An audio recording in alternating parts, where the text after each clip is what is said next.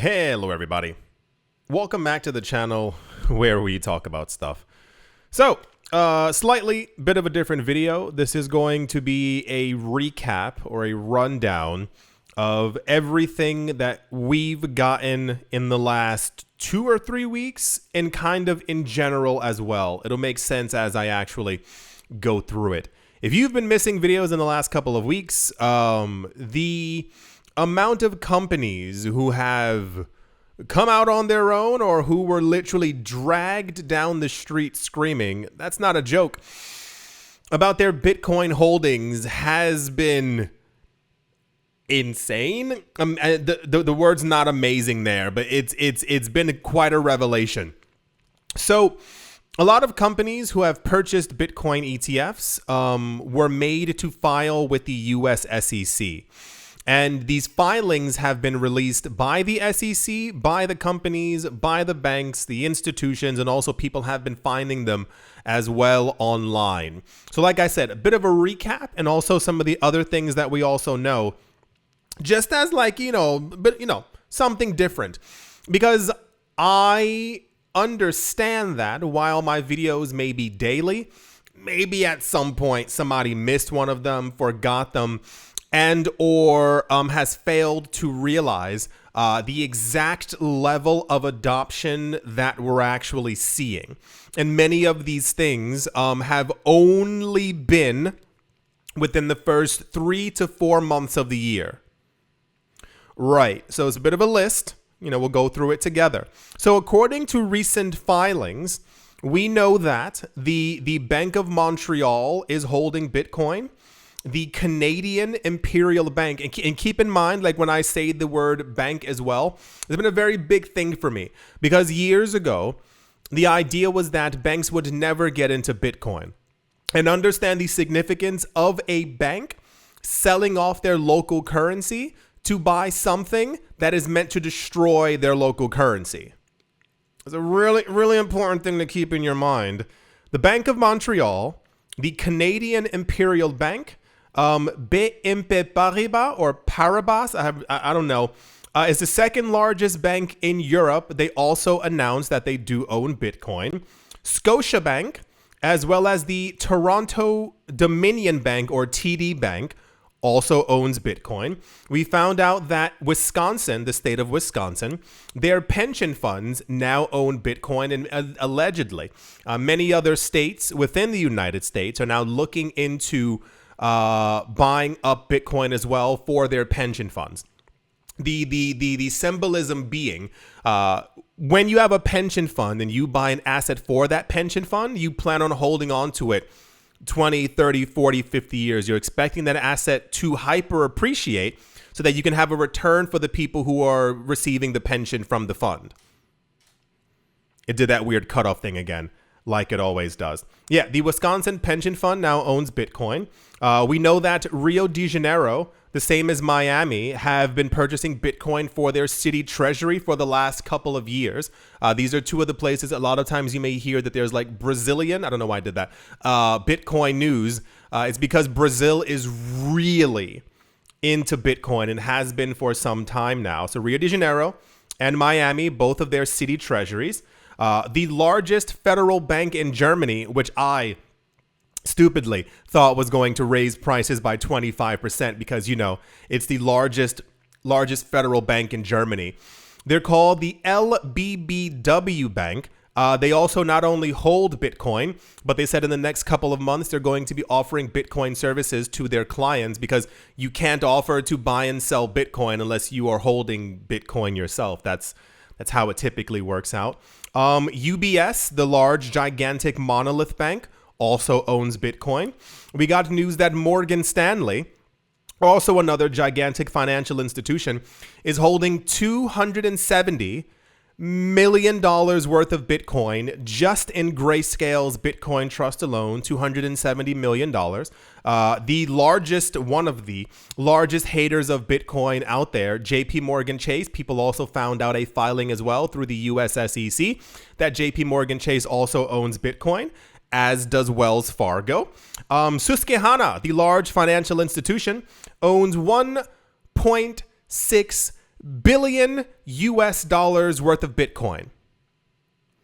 $1.6 billion worth of Bitcoin. And the best part for me, usually all the time, is that this news would have never, ever been made public if they didn't have to file with the US SEC.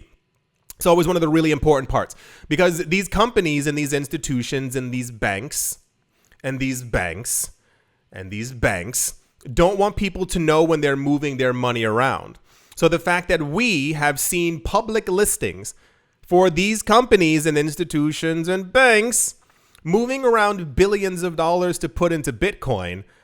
You know how sometimes I say, like, I wish people paid more attention or more people knew what was going on, or just simply, looked for the news, because it's quite significant. We're seeing the literal wealth transfer happening in front of us.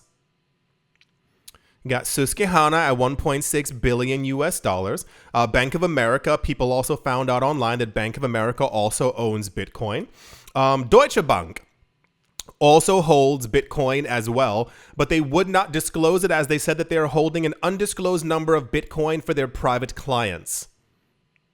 For those of you who also don't know, the US government is currently holding 200,000 Bitcoin. China is currently holding 190,000 Bitcoin. And these Bitcoin holdings, if you haven't been here for a number of years, are coming from what are being called seized funds. Wink.